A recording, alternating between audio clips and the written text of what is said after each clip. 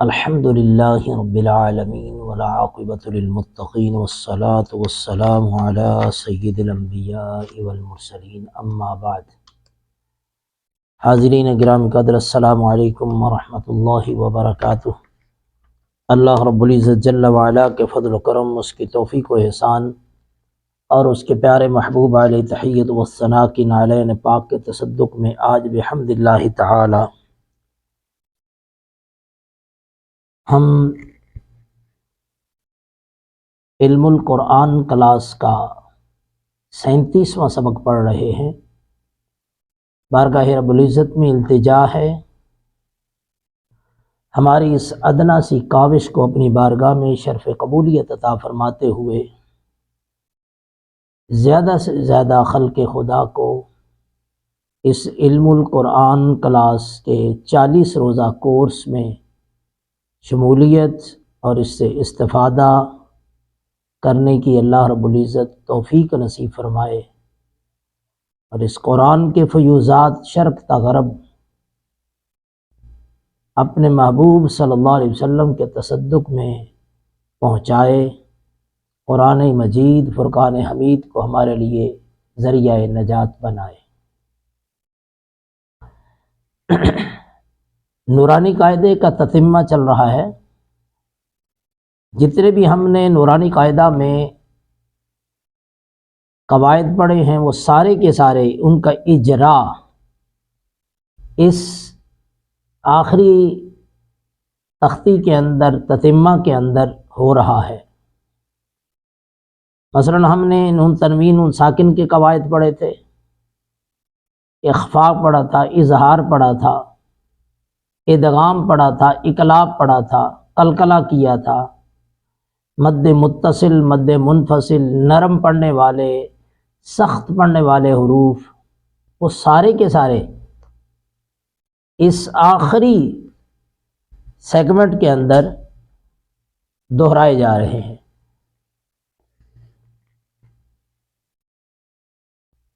اعوذ باللہ من الشیطان الرجیم، بسم اللہ الرحمن الرحیم۔ میقاتا یوم، میم زیر یا می، قاف زبر الف قا، میقا، تا دو زبر تن، میقاتن، یہاں پہ تنوین آ گئی ہے۔ اب تنوین کے متصلاً آگے والے لفظ کا پہلا حرف ہے یا حروف ادغام میں سے ہے، تو یہاں پہ ادغام کریں گے باغنہ، یعنی ادغام بھی کریں گے، ناک میں آواز بھی لے جائیں گے نون کی۔ میقاتن کو پڑھیں گے تین یوم، تین یوم۔ اسی طرح فمن، فمن نون ساکن کے بعد یا ہے، یہاں پہ بھی ادغام باغنہ کریں گے فمن یعمل۔ اسی طرح یومئذ، یومئذ، یہاں پہ بھی تنوین کے بعد یا ہے، ادغام باغنہ کریں گے یومئذ، زال زیر یا زی ہوتا ہے، لیکن درمیان میں جو نون تنوین ہے اس کی آواز بھی آنی چاہیے ناک میں۔ یومئذ یصدر الناس، یصدر الناس، نون پر شد ہے وہ نہ کریں گے۔ من ربک، من نون ساکن کے بعد را، یہ بھی حروف ادغام میں سے ہے لیکن ادغام بلا غنہ، ناک میں آواز نہیں جائے گی، بلا غنہ ہوگا۔ من ربک، اس کو پڑھیں گے مر ربک، را کو پر کریں گے مر ربک، کاف کو باریک پڑھیں گے۔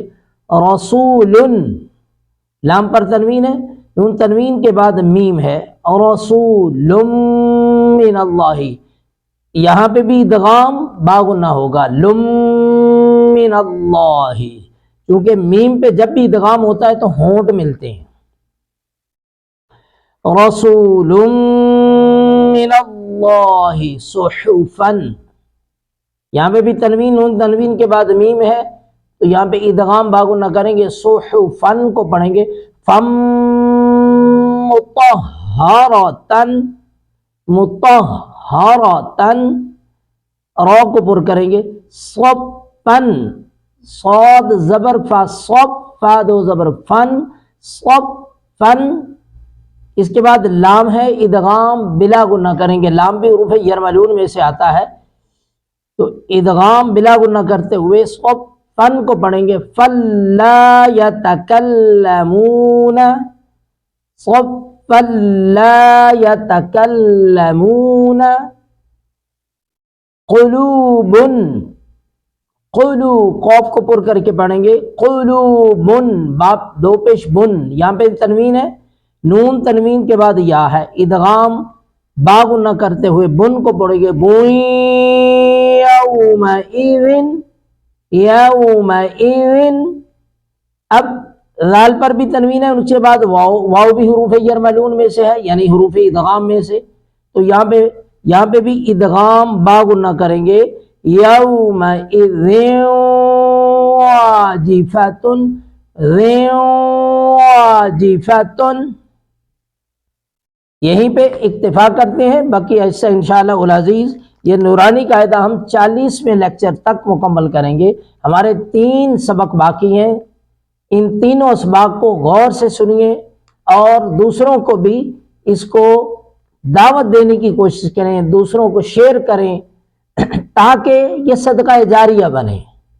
قرآن مجید اگر ایک شخص بھی قرآن مجید درست پڑھنے کے قابل ہو گیا آپ کی وجہ سے، کوئی ایک بہن، کوئی ایک بھائی درست قرآن مجید پڑھنے کے قابل ہو گیا، غلطیوں سے پاک ہو گیا، تو اللہ کے فضل سے قیامت تک وہ آگے کسی کو بتائے یا خود پڑھتا رہے، یہ صدقہ جاریہ چلتے چلتے چلتے آپ کو بھی اس کا اجر ملتا رہے گا۔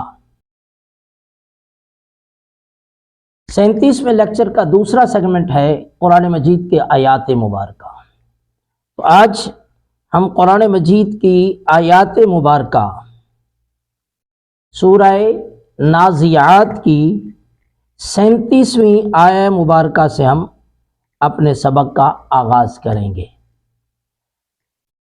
اعوذ باللہ من الشیطان الرجیم،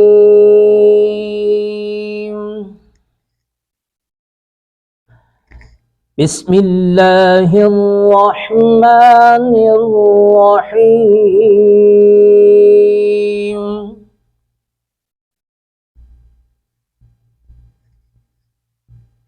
أأنتم أشد خلقا أم السماء بناها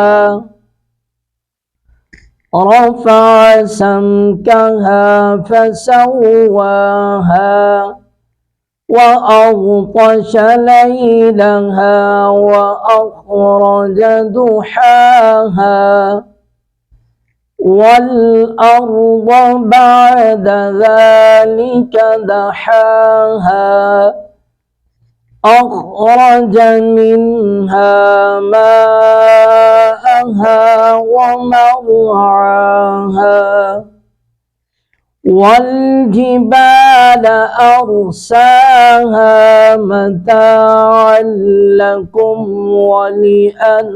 ولأنعامكم فإذا جاءت الطامة الكبرى يوم يتذكر الإنسان ما سعى وبرزت الجحيم لمن يرى فأما من طغى وآثر الحياة الدنيا فإن الجحيم هي المأوى وأما من خاف مقام ربه ونهى النفس عن الهوى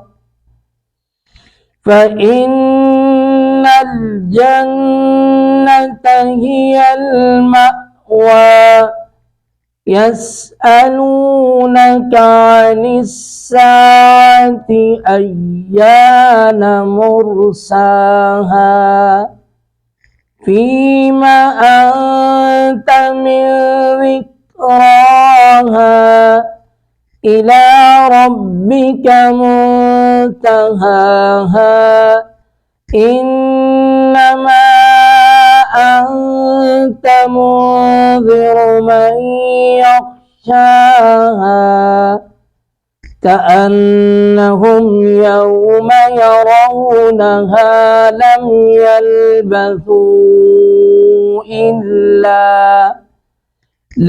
يلبثوا إلا عشية أو ضحاها۔ سورہ نازعات آج مکمل ہوئی، تو اس میں کچھ آیات مبارکہ پچھلے سبق کی پڑھی گئی ہیں، اس وجہ سے کہ ہمارے 36ویں لیکچر میں کچھ آڈیو کا پرابلم تھا، اس لیے بہت سے ہمارے سامعین نے، ہمارے ناظرین نے کمنٹس باکس میں یہ میسیجز بھی کیے اور یہ بتایا بھی کہ اس میں آڈیو کا پرابلم ہے، اس لیے میں نے پچھلی آیات مبارکہ بھی دہرا دی ہیں۔ تو انشاءاللہ العزیز ہم جو تجویدی قواعد دہرائیں گے وہ آج ہی کے سبق کے دہرائیں گے۔ فَأَمَّا مَن طَغَى، من، اما یہاں پہ بھی گنہ کریں گے، من نون ساکن کے بعد طا، یہاں پہ اخفا کریں گے، من طغى وآثر ثرل، ثا کو باریک پڑھیں گے نرمی کے ساتھ، را کو پر کر کے پڑھیں گے، ثرل حیا، حا کو حلق سے ادا کریں گے، حیات الدنیا، فإن نون مشدد پہ غنہ کریں گے، جحیم، جحیم، حا کو حلق سے ادا کریں گے، ہی المأوى، میم پر تھوڑا سا جھٹکا لگائیں گے کیونکہ حمزہ پر جزم ہے، مأوى، وَأَمَّا مَن، اما میم مشدد پہ غنہ کریں گے، من نون ساکن کے بعد خا ہے، اظہار کریں گے یہاں پہ، من خاف مقام ربه ونهى النفس، یہاں پہ بھی نون مشدد پہ غنہ کریں گے، عن الهوى فإن الجنة، یہاں پہ بھی نون مشدد دو مرتبہ آ رہا ہے، فإن الجنة هي المأوى يسألونك عن الساعة أيان مرساها فيما أنت، أنت نون ساکن کے بعد تا ہے، یہاں پہ اخفا کریں گے، أنت من ذکراها، أنت من، دو مرتبہ اخفا ہو رہا ہے، نون ساکن کے بعد تا ہے، نون ساکن کے بعد لال، لال بھی حروف اخفا میں سے، تا بھی حروف اخفا میں سے، انت من ذکراها الى ربک منتہا، من نون ساکن کے بعد تا ہے، یہاں پہ بھی اخفا کریں گے، منتہاها، انما، ما پر مد منفصل دو الف کھینچے گے، انت، انما انت منذر، انت دو مرتبہ اخفا ہو رہا ہے، منذر، را پر تنوین ہے، نون تنوین کے بعد میم، انما انت منذر، یہاں پہ بائی مسٹیک نون پر تنوین پڑی گئی تھی، را پر پیش ہے، حرکت ہے، تنوین نہیں، منذر من یخشاها، من نون ساکن کے بعد یا ہے تو نون ساکن کا ادغام کریں گے یا میں، تو من کو پڑھیں گے من یخشاها۔ ابھی نورانی قاعدہ میں بھی ہم نے یہی چیزیں پڑھی ہیں، من یخشاها کأنہم یوم یرونها لم یلبثوا، سا کو نرمی کے ساتھ پڑھیں گے اور سا پر مد منفصل ہے، دو الف کھینچیں گے، الا عشیۃً، عشیۃً، تا پر تنوین ہے، نون تنوین کے بعد حمزہ ہے، تو یہاں پہ اظہار کریں گے عشیۃً او ضحاہا۔ ہمارے 37ویں لیکچر کا تیسرا سیگمنٹ حدیث مبارکہ کا ہے، اور آج کی حدیث مبارکہ ہے قال قال رسول اللہ صلی اللہ تعالی علیہ وآلہ وسلم الصدق ینجی والکذب یہلک، او کما قال النبی صلی اللہ علیہ وآلہ وسلم۔ آقا دو جہاں تاجدار کائنات صلی اللہ علیہ وآلہ وسلم کا ارشاد گرامی، آپ نے فرمایا کہ سچ نجات دیتا ہے، جھوٹ ہلاک کرتا ہے۔ اب یہ کون فرما رہا ہے؟ وہ تاجدار کائنات، جوامع الکلم، جن کو عطا کیے گئے۔ میرے آقا صلی اللہ علیہ وسلم نے فرمایا اوتیت جوامع الکلم، فرمایا کہ مجھے جامع کلمات عطا کیے گئے۔ تاجدار کائنات صلی اللہ علیہ وسلم کا فرمان ہے کہ سچ نجات دیتا ہے۔ بظاہر انسان کو سچ بولنے سے کبھی کبھی ایسا محسوس ہوتا ہے کہ نقصان ہو جائے گا، فائدہ ہاتھ سے چلا جائے گا، لیکن حقیقت میں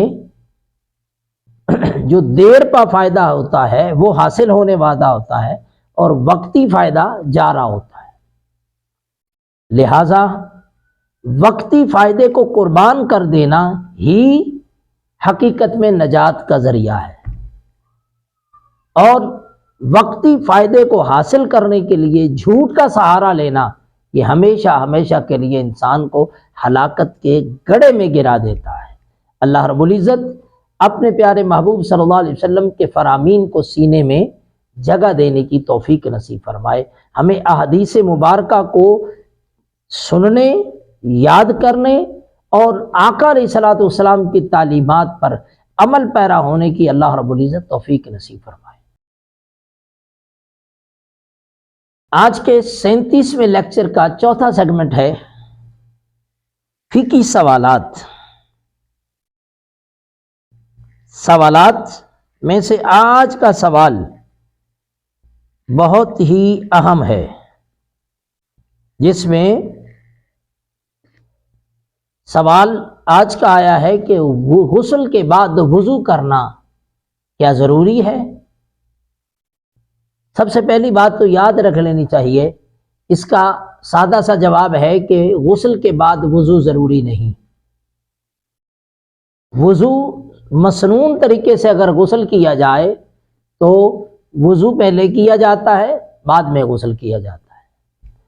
اگر ایسا نہ بھی کیا جائے، براہ راست غسل کر لیا ہے کسی شخص نے، اور جو اعضاء وضو کے اندر دھوئے جاتے ہیں غسل کی وجہ سے وہ سارے کے سارے دھوئے گئے، وہ اس پر پانی بہہ گیا، تو پھر وضو بھی ہو جائے گا۔ ہاں، جو وضو کے لیے مستحب ہے نیت، وہ فرض نہیں ہے، تو جو اس کلمات کے الفاظ ہوتے ہیں وہ نہ دہرانے کی وجہ سے جو ثواب میں کمی ہے وہ آ سکتی ہے، لیکن وضو بہرحال ہو جائے گا۔ اگلا سوال اسی کے ریلیونٹ ہے، کیا لباس اتار کر وضو ہو جاتا ہے؟ تو ڈیفینیٹلی وضو بھی ہو جاتا ہے، غسل بھی ہو جاتا ہے۔ اللہ رب العزت ہمیں سمجھنے کی توفیق عطا فرمائے۔ بعض لوگ غسل کرنے کے بعد آ کر باہر وضو پھر کر رہے ہوتے ہیں، تو یہ اسراف ہے، یہ پانی کا ضیاع ہے، اس لیے کہ وضو تو پہلے ہی ہو چکا ہوا ہے، لہذا غسل کے بعد وضو کرنا ضروری نہیں ہے۔ اللہ رب العزت سمجھنے کی توفیق عطا فرمائے۔ وما علینا الا البلاغ۔